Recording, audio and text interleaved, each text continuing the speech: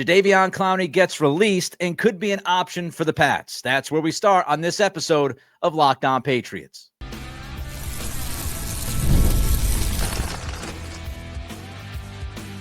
You are Locked On Patriots, your daily New England Patriots podcast. Part of the Locked On Podcast Network, your team every day. What's up, Patriots fans? I'm your host, Nick Cattles, born and raised in New England, your New England Patriots expert, host of the Everything Pats podcast, co-host of the Greg Bedard Patriots podcast with Nick Cattles, and also a sports talk show host veteran. On today's episode, the Pats make a key addition to the front office, and Gronk was on the brink of never being a Patriot. But first, a former number one overall pick is available. We appreciate you joining the show, making us your first listen, and for being an everydayer. The Locked On Patriots podcast is a proud partner of the Locked On Podcast Network, your team every day. And this episode is brought to you by the Amazon Fire TV Stick 4K. Turn any TV into your Xbox, no console needed. Head to Amazon.com/Fire TV Locked On to learn more. Jadeveon Clowney, released by the Carolina Panthers. The Patriots should 100% be on the phone. They should 100% be making this phone call if it hasn't already been made. Let's look at Clowney beginning with last year. Pro Football Focus had Clowney ranked as the 47th best edge in football. Now that sounds bad, but if you really think about it, there are 32 teams in the NFL. A lot of teams have two edge players. So Clowney being 47th ranked edge by Pro Football Focus, I don't think is as bad as it sounds. He is still a worthwhile player at the NFL level. He still has the skill, no doubt, to start if that's what you want to do with him. And I would look back to 2023. We know Carolina wasn't good at the beginning of the year. For the first few months of last season, they just were not playing well. They had a rookie head coach going through it a little bit. As the season progressed, they got better. Bryce Young got back after being benched, and it was a different team over the final month to month and a half. So Carolina was a little bit wonky last year. What I would do is I would look at 2023, because in 2023, Clowney was really good. We want to talk about being top 50 via Pro Football Focus. Well, in 2023, Jadeveon Clowney was the 19th highest graded edge in the NFL. He was a top 20 edge player in the league in 2023 with the Baltimore Ravens, according to Pro Football Focus. Here's what PFF wrote about Clowney's 2023. Clowney recorded 11 sacks for the second time in 3 years and batted 4 passes. He set career highs in pass rush win rate and pressure rate, while finishing 9th among all edge players in run stop rate. So just 2 years ago, in 2023, it's not like this guy's 40 years old. Just 2 years ago, he had career highs in pass rush win rate, pressure rate, and was a top 10 edge player in run stop rate at 9.6%. He led Baltimore's edge group in total pressures. He had 78 pressures in 2023. 78. He led all of Baltimore's edge group in stops with 28. And he also led Baltimore's edge group in tackles for loss or no gain with 7. Clowney in 2023 was practically the best version of Clowney that we've seen in a number of years. He just turned 32 years old. So looking back at his 2023, understanding that he's only 32, there are edge players, there are defensive line players that can play into their mid-30s. I think Clowney has a couple of years left. Now, I don't think he has a couple of top 20 edge player years left, but I think he has a couple of productive years left in that body. And I think that talent is something that you absolutely call about. You get his agent on the phone, you talk to his representation, and you see what Clowney is thinking, money-wise, where he might want to go. And you also, as you make that phone call, you remind the agent, if that agent needs to be reminded, that Mike Vrabel just so happened to coach Clowney a few years back. As we know, Clowney was drafted number 1 overall by Houston. Mike Vrabel was the linebackers coach for the Texans, 2014, 2015, 2016. Then he moved to defensive coordinator in 2017. So he has experience working with Clowney, day in, day out, understanding what makes him tick. He has that connection with the player. Not only did Clowney play for Vrabel in Houston from 14 to 17, but he also went to Tennessee to play for Mike Vrabel in 2020. So how did Clowney play with Vrabel as one of his coaches? 2014 to 2017. In 2016, 2017, Clowney made the Pro Bowl. In 2016, Clowney was a second-team All-Pro. So he had some of his best seasons, and you could argue, I think it pretty much bears out, that in 2016 had his best season in the NFL, or at least one of the couple of best seasons that he has put together as a professional football player. 2020 was different with Tennessee. He was hurt a lot. He only played 8 games. He didn't do much. But if you go back to Clowney's beginning, you go back to his early time with the Houston Texans, his time with Vrabel, he had some really good seasons with Mike Vrabel in Houston. And I don't think that Jadeveon Clowney is going to cost you a ton of money. The Patriots still have a bunch of cap space. This is not going to be a financial issue. I don't think Clowney is going to be asking for the world, and I don't think the Patriots would have any trouble paying Clowney a reasonable salary to offset it with what he was going to make in Carolina this year with some of the guarantees. I don't think the Patriots would lose sleep over the money they would have to pay Clowney to bring him to town if he wanted to be here, if Vrabel wanted him here. Now, there are a couple of key questions. The first key question for me is, how does this current regime, this new regime, Terrell Williams, Vrabel, defensive staff, how do they feel about Anthony Jennings? Because I thought Anthony Jennings had a pretty good year last year, all things considered. He wasn't great, but I thought he had a pretty good year against the run. I think that he has shown from time to time flashes, a little bit of pop in the pass rush, but not much. He's mostly a set the edge kind of guy, which makes you wonder. And that's why I wonder how the new regime feels about Jennings, because Jennings is not necessarily the super aggressive, violent type of defensive end. That's what Vrabel and Williams ask their defensive ends to be. Jennings doesn't really fit that criteria. He is not an ultra successful pass rusher. He's more of the responsible guy, set the edge, do the right thing, make the tackle, move on to the next play. If the regime loves Jennings, if they believe in Jennings, then Clowney is much less likely. But if they think Clowney's a better fit for their system, if they think Clowney is an upgrade in multiple areas, because Clowney, again, he has proven he can play the run. He's not just a pass rusher. If Vrabel and Williams feel like Clowney is an upgrade over Jennings, then I think it's absolutely on the table. I know many of us are excited about Braden Swinson and being able to draft him in the 5th round. Young man from LSU. He does have pass rush pop. Some believed he would be a 2nd-round pick, at worst a 3rd-round pick. He falls to the 5th, but Braden Swinson is not guaranteed. No rookie is guaranteed. You don't know what you're going to get out of him. So if this regime doesn't quite love Anthony Jennings, if they don't necessarily believe that he can be that guy consistently for this team, for this defense, you can't bank on Swinson. Chason is more of a sub-pass rusher, more of like a Josh Uche, as is Swinson. Harold Landry can play all downs.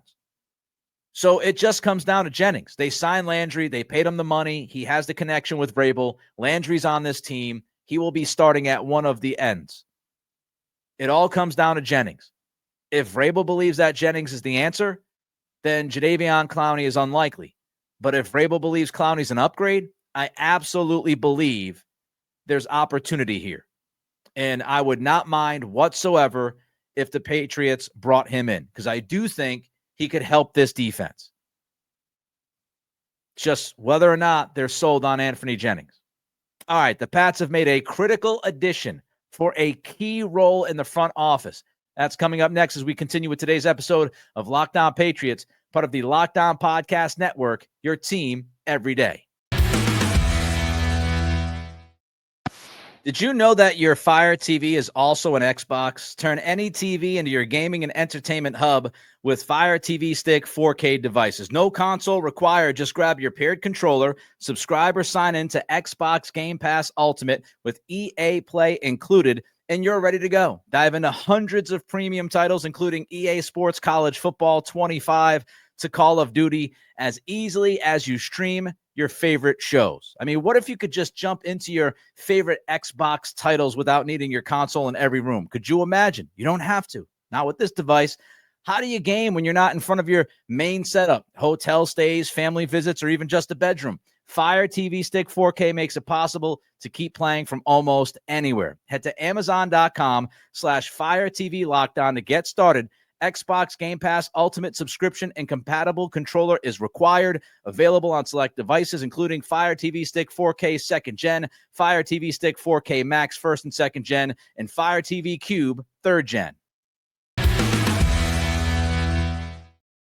Any director role is usually vital. When somebody has the title director in front of their name, means they're a pretty big deal. And when you talk about a front office, when you have a director role, you're a pretty big deal. And A.J. Highsmith, who, yes, is Alonzo Highsmith's son, has just been hired by the Patriots to be the director of pro scouting. Now, Pat Stewart left that position a couple of months ago to go to Nebraska. We see this now a lot. This is becoming a thing where NFL front office talent end up leaving the NFL to go to college to be the college football general manager of a certain school. They get paid more money. They've got some gravitas now with NIL and all those kinds of things. So Pat Stewart left, went to Nebraska to go work with Matt Rule, a friend of his, and the Patriots needed to fill this director of pro scouting role. And they have tabbed A.J. Highsmith as that guy. Now, let's start here, because I know some people might say, are you kidding me? They hired Alonzo Highsmith's son to run pro scouting. This is an inside job. This is nepotism 101. A lot of the things that we used to hear about Steve Belichick until we realized Steve Belichick was a pretty good defensive play caller. A.J. Highsmith deserves this job. He is qualified for this job. He has been in the NFL for 11 years, from an area scout to a national scout to an even bigger job we'll get to in just a minute. But he has been in the NFL for 11 years working in front offices, working in scouting departments. And he has not worked with his dad. This has not been a situation where dad was carrying his son under his arm, keeping him tucked and going from organization to organization with his kid to make sure his kid was all set. That's not the case, because A.J. Highsmith has not only been in the NFL for 11 years, he spent the vast majority. He spent 10 of those years split between San Francisco and Buffalo, two of the best programs in the NFL. When you look at what Highsmith did, he spent 5 seasons in San Francisco as the 49ers scouting assistant and pro personnel scout, which means he was working with guys like Rand Carthon, who was the Tennessee general manager before he got kicked this past offseason. But he worked with Rand Carthon. He worked with John Lynch. He worked with Kyle Shanahan. He worked with Adam Peters, who is running things now in Washington with the Commanders, who had a terrific 2024 offseason. A.J. Highsmith has worked with some high-caliber cats in the NFL. Now, from there, as Mark Daniels writes, Highsmith went to Buffalo. He worked as an area scout and national scout for 5 seasons, which means he was hired by and worked with Brandon Beane. Brandon Beane is the GM of the Bills. Beane is another guy that is very well respected, held in high regard, has a great reputation for evaluating talent. And so when you start to look at these names, not only the fact that A.J. Highsmith has been in the league for 11 years and that he's gone through the grind for more than a decade, but the fact that he worked with Adam Peters and John Lynch and Kyle Shanahan and Brandon Beane, these are some of the best names in the league in front offices and helping make decisions. Obviously, Shanahan's a head coach, but he has a lot to say in the decision-making out there in the Bay Area. And then he went from Buffalo, A.J. Highsmith went from the Bills to being named Tennessee's scouting director. And he held that position in 2024. Now, why is he gone from Tennessee? Because there's a new regime. And usually when a new general manager comes in, they start to make these kinds of changes. So Mike Borgonzi is now in Tennessee. He left Kansas City to go to Tennessee. Borgonzi's running the show. Borgonzi's going to have his people take the show over with him. So it's not as if A.J. Highsmith just failed for a number of years at Tennessee and flunked out of the course, so to speak. It's a victim of circumstance. And so that's why he's not in Tennessee anymore. Now, there are a couple of things that I find fascinating here that we can infer from the hiring of A.J. Highsmith. Number one, I would say Mike Vrabel seemingly trusts Elliott Wolf. Why do I say that? Because this is Elliott Wolf's front office. Vrabel makes the final decisions. But Elliott Wolf being able to hire Alonzo Highsmith's son, and Alonzo and Elliott are very tight. The fact that Elliott Wolf hired Highsmith's son tells me that he has a pretty significant impact on the front office that he's running, that he's not just a puppet and Vrabel's not just plucking guys and putting guys into top roles. A.J. Highsmith, even though he hasn't worked with Elliott, he has not worked with Alonzo. He's obviously an Alonzo guy because he's his kid. And so if Elliott Wolf brings A.J. Highsmith into the front office and gives him the title like director of pro scouting, that means that Wolf has a lot of influence within the front office that he's running. He might not have the final decision, but he certainly still has some pull because this hire is not made unless he's got some pull. And if he has that kind of pull, that means Mike Vrabel trusts him, which is great. It's great to know. We've read stories recently about Vrabel and how he has led this team and led the front office. And he had these conversations with all of the scouts before the combine and laid out his player profiles, the type of players that he wanted to see here with the Patriots. And everything that we've read, everything that we've heard is that Vrabel and Wolf have worked pretty well together so far.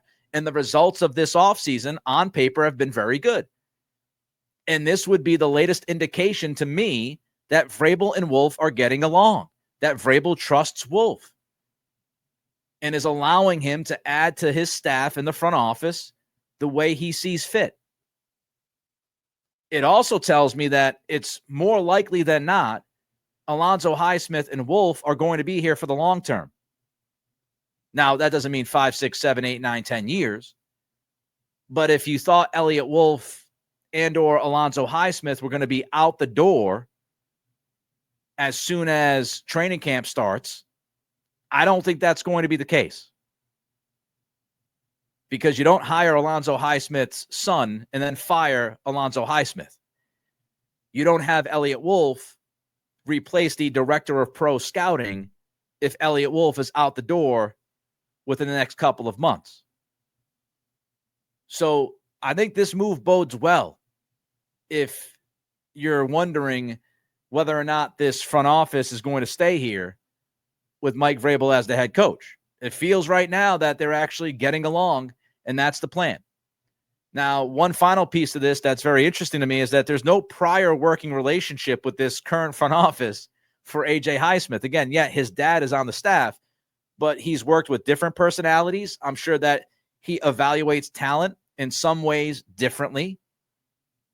And as the director of pro scouting, is A.J. Highsmith going to have any kind of influence to bring others into the front office, into the scouting department, into the pro scouting department? I don't know.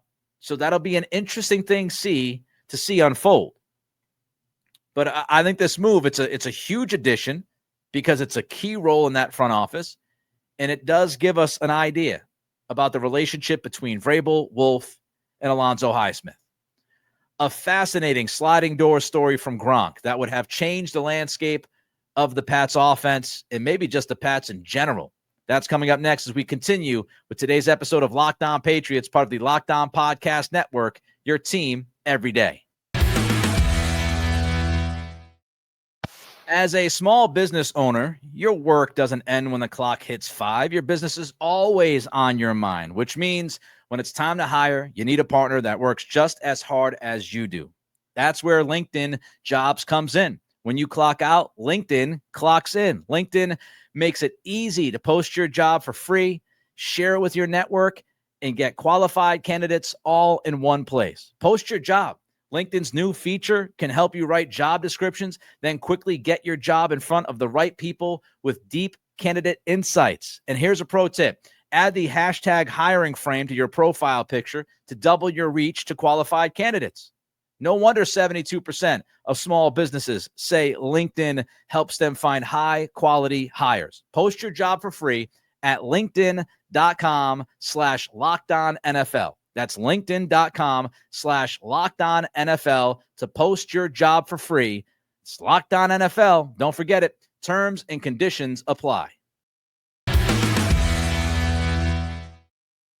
Could you imagine Gronk never in New England? It's really tough to imagine, right?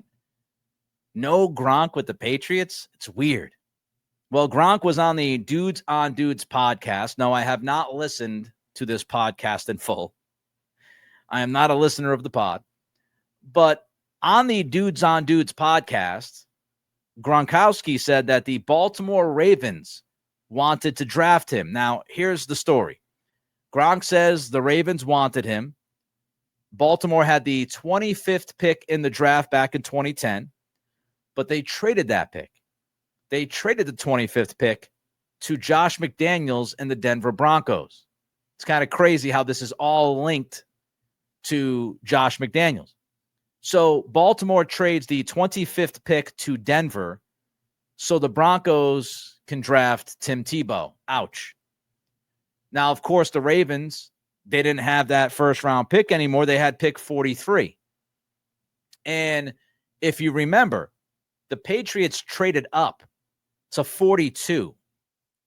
They leapfrogged the Ravens in that draft. Fascinating. Fascinating for a couple of reasons, but let's just stick a pin in that. So the Patriots move up to 42 to leapfrog the Ravens at 43.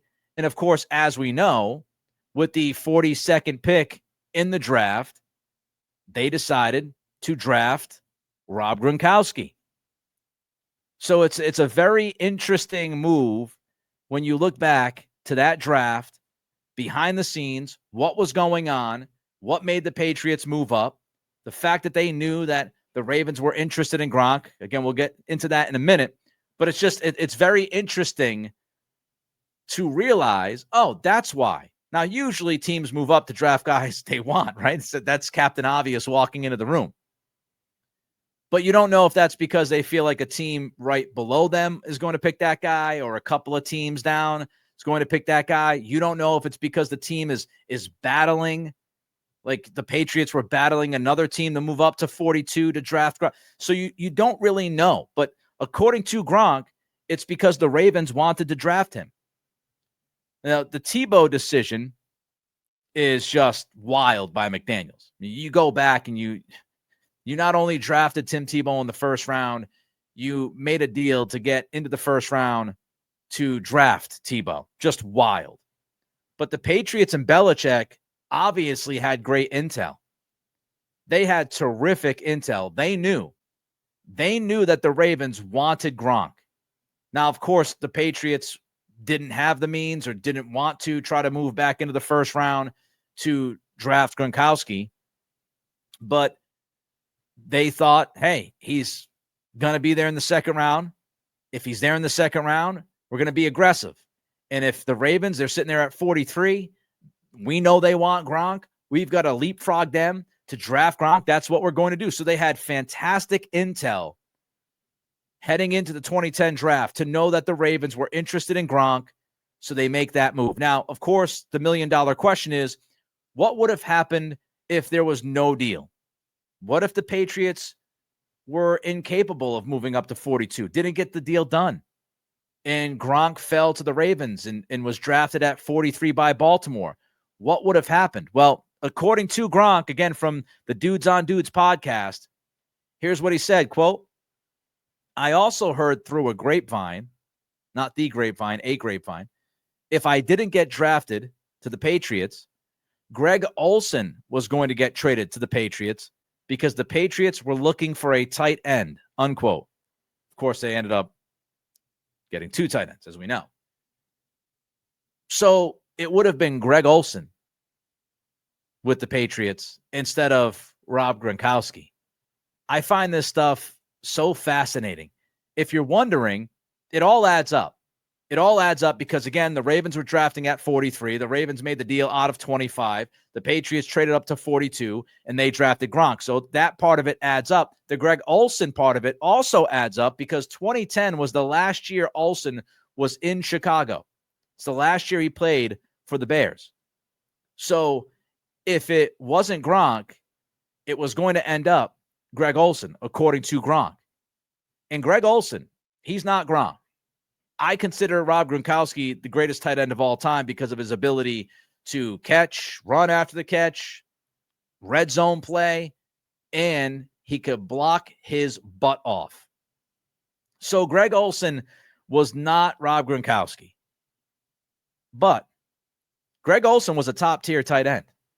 And when you look at what he did from 2012 to 2016, receptions, 69, 73, 84, 77, and 80.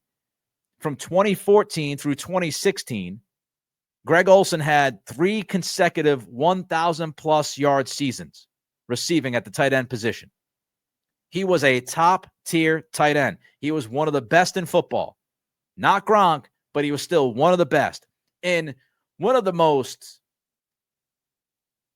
interesting things about Olsen's career is at the end, like a lot of people kind of fell off because of injury. But this guy, he played every week. He posted, as they say. Greg Olsen did not miss a single game in the NFL from 2008 through 2016.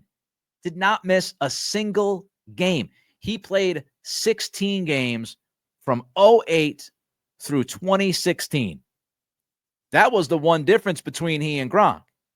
Olsen was there every week. Incredible durability for that position. And one of the best pass receiving tight ends that we've seen in the last decade or two. And his best stretch of football came with Cam Newton as his quarterback. And as we know, Cam wasn't always the most accurate, best passing quarterback on a consistent basis through his career. Even when he was having his greatest seasons in the league, he still wasn't that guy. What would Olsen do if he had Tom Brady? I don't know. I think it would have been fun to watch. Not as fun as Gronk because of the personality, because, again, he's the greatest that I have watched play the position in totality. But Greg Olsen would not have been a bad booby prize. Olsen and Brady. Wouldn't mind it. And then you get into all the sliding doors, right? The fact that Hernandez brought in if it's Olsen instead of Gronk? I would imagine. What would the Hernandez-Greg Olsen combination look like? Very interesting stuff. What would Gronk's career look like if he ended up in Baltimore playing with Joe Flacco instead of Brady? We'll never know. Would the Patriots have been better, the same, or worse with Olsen instead of Gronk? We'll never know. But it's such a cool story. It is such a cool story. Gronk almost to Baltimore. That close to never being a New England Patriot. That close to Greg Olsen being a Patriot. That wraps up this edition of Locked On Patriots. Let me know your thoughts on today's topics. Reach out to me on Twitter at Nick C Radio. And don't forget to throw a comment in on the YouTube channel. Thank you for making Locked On Patriots your first listen today. For your second listen, check out Locked On NFL Scouting. Of course, the draft is over, but the league keeps on ticking. Hosts Kyle Krabs and Joe Marino will make you the most informed NFL fan this offseason. Find Locked On NFL Scouting on YouTube or wherever you listen to podcasts. Have a great weekend, and I will see you on Monday.